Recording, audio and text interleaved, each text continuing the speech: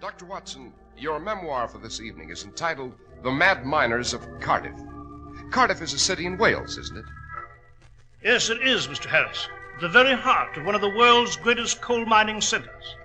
Our story begins one awful night at the mine owned by Mrs. Ann Powis. There were 2 lifts at the mine, huge iron cages operated by a chain winch that lowered the men down the shaft and into the winding, treacherous black tunnels below. One lift was rarely in use, since it dropped into a portion of the mine that was abandoned. It was there that the horror began to unfold. There stood Daniel Lowara, a veteran miner, covered with grime, his lamp still flickering in his hand, leaning on his pick and shovel. He had paused for a moment's rest on his way home this night, when he heard a sound. Strange, he thought. No one had used this lift in some time. This section of the mine had been picked clean and deserted as too dangerous, you see.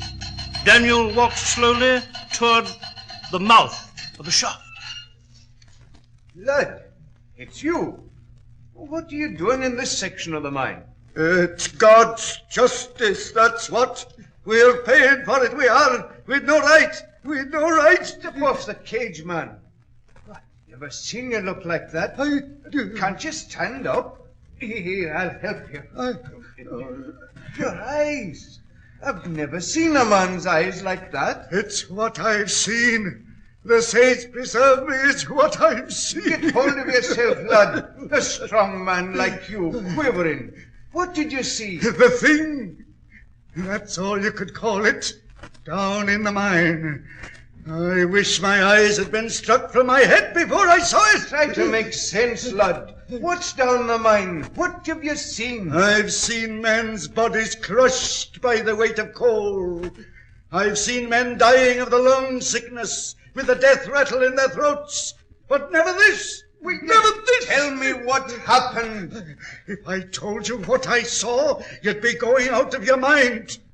It isn't right for human beings to know there is such a thing inside the earth. They'd kill themselves. I heard a noise at this end of the mine. Go on. I knew it was deserted. Of course it is. Every beam is chalk marked unsafe. How could you? I heard a noise. It was not a noise of this world. Eh? My canary was all right, alive and well, singing in its cage. And I knew there was no danger of gas. And then I saw it. You can't imagine what it is. It's Mother Nature striking back, that's what. It's the Earth's revenge. She's spewing out the secrets we never knew she held. And I've seen it. I've seen it. Lad, no sight can do that to a man. Help! Someone! Lord's having a strange fit. Hurry! Call the doctor! Call the doctor!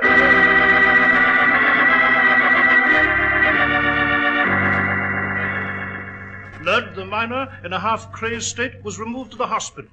Then Daniel volunteered to descend the lift at the far end of the mine to learn what the unspeakable horror was below.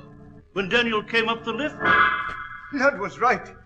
Better I'd have been blind. A man's mind can't stand such a sight. In the name of mercy, make me unconscious. I mustn't think of it. But I couldn't think of anything else again.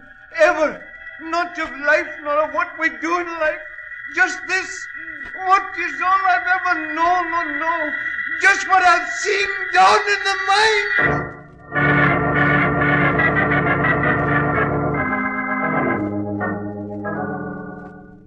Begging your pardon, Mrs. Powis. Yes, Geoffrey. I'm just one of your miners, Mrs. Powis. I've no right here in your house. Oh, you're welcome, Geoffrey. I've told the men I keep the same rules my husband did before he died. My employees are always welcome. What can I do for you? It's about this terrible thing in the mine. I know none of the men will work. I know you've tried everything. I know even the police won't go down to see what this devil of a thing is. I won't accept any more volunteers, Geoffrey. Oh, it isn't that, ma'am. It's... Well, I know you've troubles. The mine isn't worth a shilling now. I've some savings, ma'am. Thank you. But I won't hear of it. I refuse to borrow, least of all from my own men. You've suffered, too, with the mine closed. Oh, I knew a fine lady wouldn't borrow. I thought I'd buy the mine, ma'am. But it isn't worth anything now. I haven't much to offer. Precious little. But I might salvage the equipment, sell the land. I know you're desperate, ma'am. I wouldn't embarrass you. But you need a rest. You could at least go away. I was fond of your late husband. I want to help his widow. We men are fond of her, too. I appreciate it, Geoffrey. But I shall try to keep the mine a bit longer. I must face it. This indescribable thing in the mine must be unmasked. But how? You won't allow... Since no one will descend the shaft and look at the site. I've one last hope, Geoffrey. He's an expert on the curious, the outlandish, on mysteries of this sort. He's in London. A Mr. Sherlock Holmes.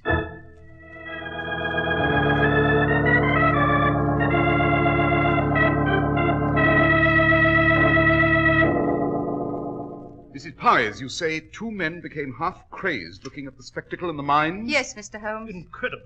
Can such things exist? Lud and Daniel have been miners all their lives, Mr. Holmes.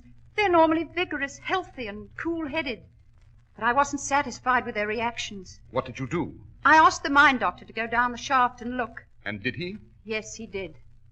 And he came back up in the cage in a waxy, immobile state, without human response, as though alive, yet dead. I see. Has he revived since? Yes. The moment he was alone, he attempted suicide. We stopped him, fortunately. In what condition are Ludd and Daniel? Well, Ludd has left. He's gone to Edinburgh, where he's resting at the Hotel Cosmopolitan. He refuses to tell a soul what he's seen. Daniel is at home, feverish, fitful. Have you completed your story, Mrs. Powers? Yes, I have. Then we must lose no time in reaching Cardiff and the enigma that lies in the mine.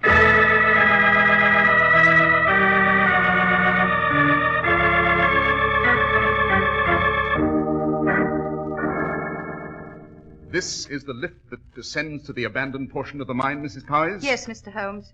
At the bottom of this shaft lies the thing that has driven 3 men mad. Mrs. Powers! Mrs. Powers! Yes, Geoffrey? Daniel, he rose from his bed. They couldn't stop him. He's vanished. Suppose you tell me the details. I've assumed command on this problem. I'm Sherlock Holmes. This is my colleague, Dr. Watson. Daniel's gone, Mr. Holmes.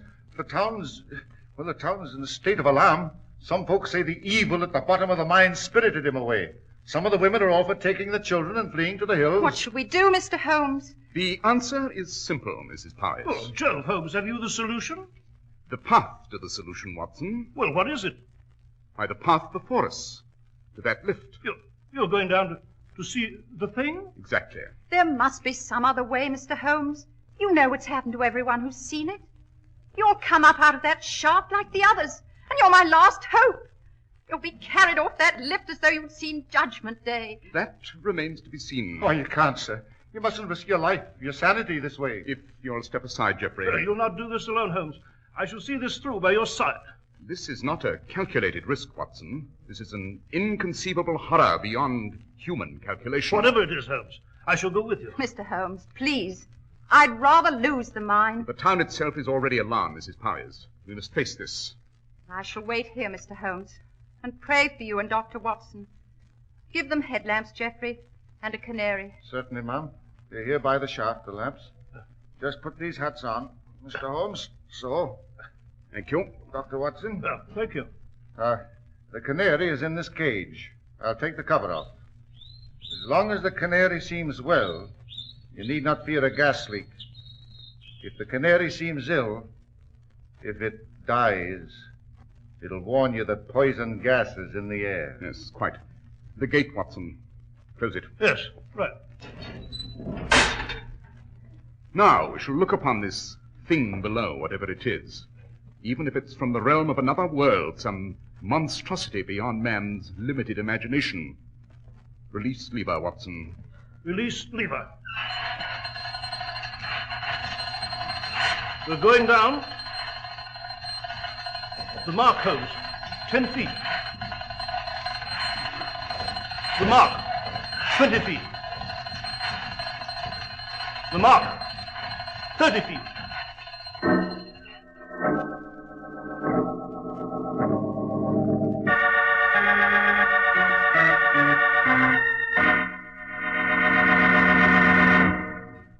Here's the way to get the most for your money when you buy a new spring outfit.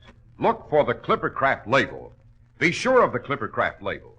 You'll find it on new spring Clippercraft worsted suits for only $45, on all-wool covert cloth topcoats for $40, and on the Clippercraft all-wool gabardine topcoats for only $42.50. Clippercraft clothes take their name from the famous Clipper ships that established honest New England quality everywhere in the world. Yet they're as modern as the Clipper planes that fly around the world today. Yes, you can trust Clippercraft clothes and the men who sell them. That's why men who know insist on Clippercraft clothes bearing the Clippercraft label. So be sure to visit the Clippercraft store in your city. These leading stores in the metropolitan area are proud to add their names to Clippercraft in your suits and topcoats. In Manhattan, Saks 34th, Broadway at 34th, John Wanamaker's men's stores, Broadway at 8th, and 67 Liberty Street. In Brooklyn, Abraham and Strauss. In Newark, New Jersey, Boulevard Men's Shop, Kresge Newark. And in Jamaica, the B&B Clothes Shop, 16408 Jamaica Avenue.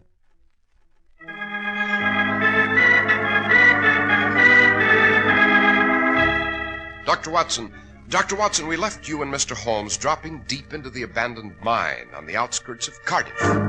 Yes, so you did, Mr. Harris.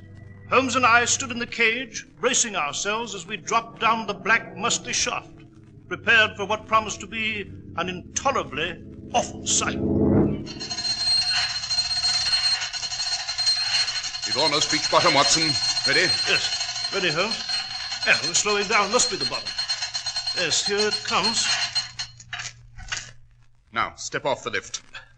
Keep an ear open for strange sounds. This is an abandoned area. A seam may crack and we'd be buried alive. Where do we go, Holmes? Along this narrow tunnel? Precisely. The light in our headlamps isn't very good, but it will suffice. All right, go on, Holmes.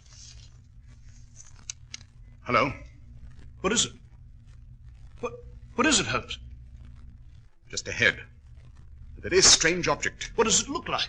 It's against a beam. Turn your head, Watson, so the lamp in your hat lights the passage to the left. See?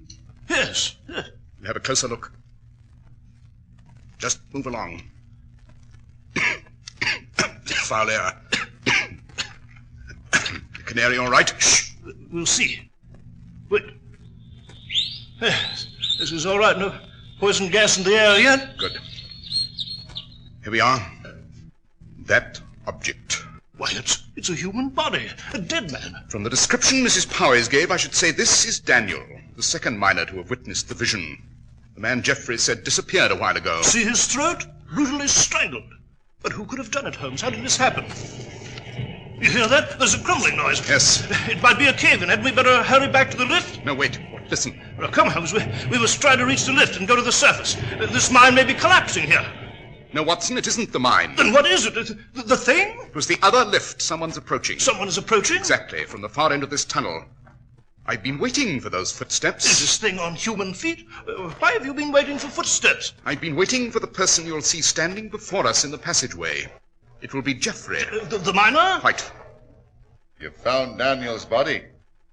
I thought you would. How did you get down here? Via the other lift, Watson, at the working end of the mine, the one he's been using all along.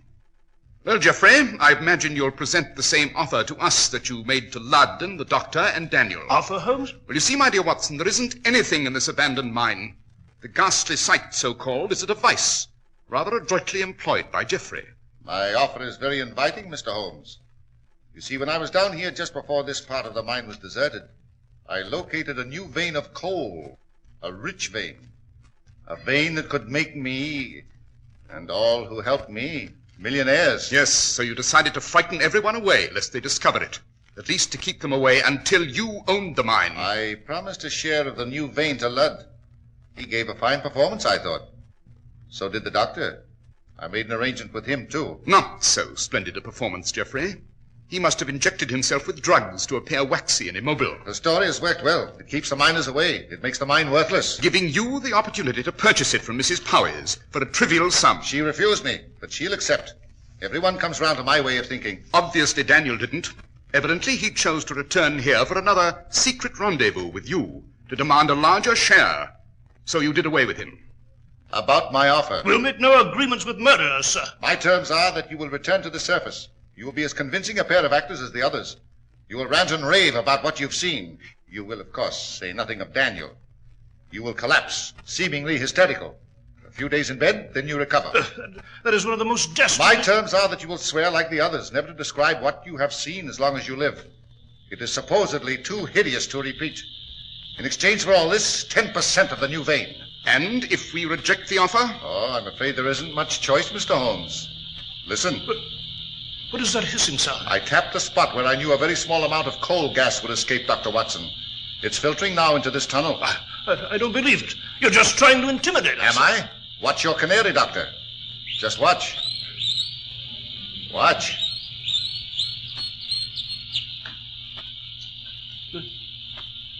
The canary is dead.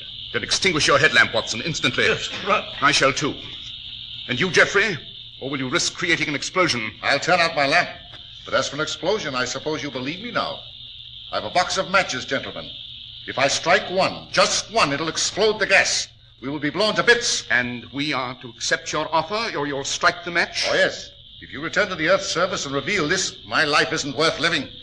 I'd rather we all died here. And now, the gas will overcome us at any moment, with very little time. Here's the matchbox and the match. I'm ready to strike it. Do you accept my offer? Yes or no? No. You're sure you won't reconsider? We will not reconsider. I'll stand by that. Just 1 second more and I strike the match. Watson, I've got it! It's pitch black, but I got his arms. Watson, the rope at his belt. Can you find it? Yes, right you are. Hold him still now. It's so blasted dark here. Yes, tie him up. I've got him, Holmes. Tie him up. I've got a simple jiu-jitsu that'll keep him still now. If I can just find his wrist. There. And now the knot. I can't move. Don't leave me here. The gas. No, we shan't leave you, Geoffrey. We shall take you to the surface and turn you over to the police. Come on, Watson, along the passageway where we came. You find it with your hands? Yes, I have it, Holmes. Then go back. Now, after you, Geoffrey. There's a small beam of light ahead. It must be the shaft. That's it. That's the cage to the surface. Yes, so it is. See, there's the lift. All right, jump on, Watson. You too, Geoffrey. I'll get on. There we are. It's as I feared, I guess. She always wins. She? The Earth. She's cursed, that's what. Her blessings aren't blessings at all. They carry a curse. The gold, the oil, the coal, the diamonds, all the riches of the soil. When we defy the soil and cut too deep, when we slash into our forests and slice the heart out of our mountains, she demands vengeance. And she exacts her toll. That is a lesson you should have learned earlier in the game, Geoffrey. The lever, Watson. Yes, right, Holmes. They called your friends the mad miners of Cardiff, Geoffrey. And in a sense, they were really mad. The cruel dream of power and wealth and glory, illicitly won. A dream not native to Cardiff, nor to these times.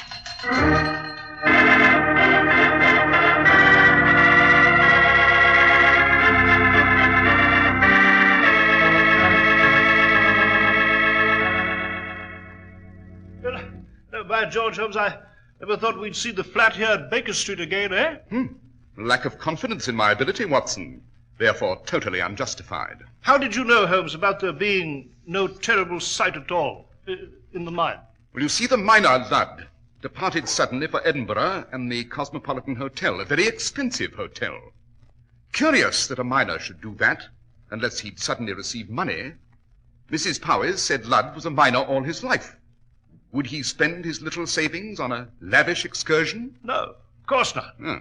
How did you know it would be Geoffrey in the mine? Well, if you recall when Geoffrey ran up to us with Mrs. Powys at the lift. Yes, I do. Well, I observed a chalk mark on the back of his jacket.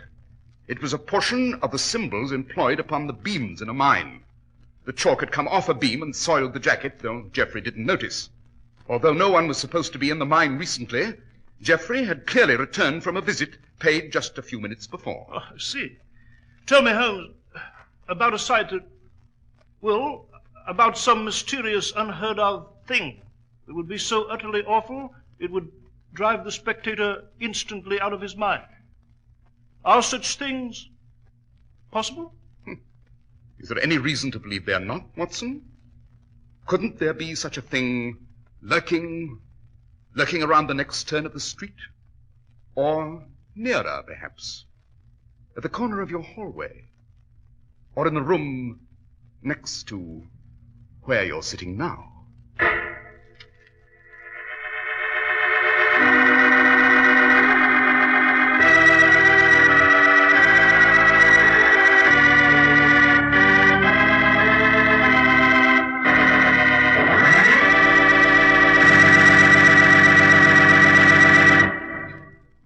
Dr. Watson, the Mad Miners of Cardiff was one of the most spine-tingling adventures you've ever related to us.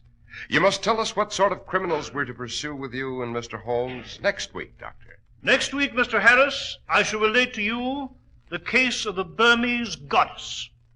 It concerns a strange legend, a man who lost his fingernail, and a peculiar auction sale.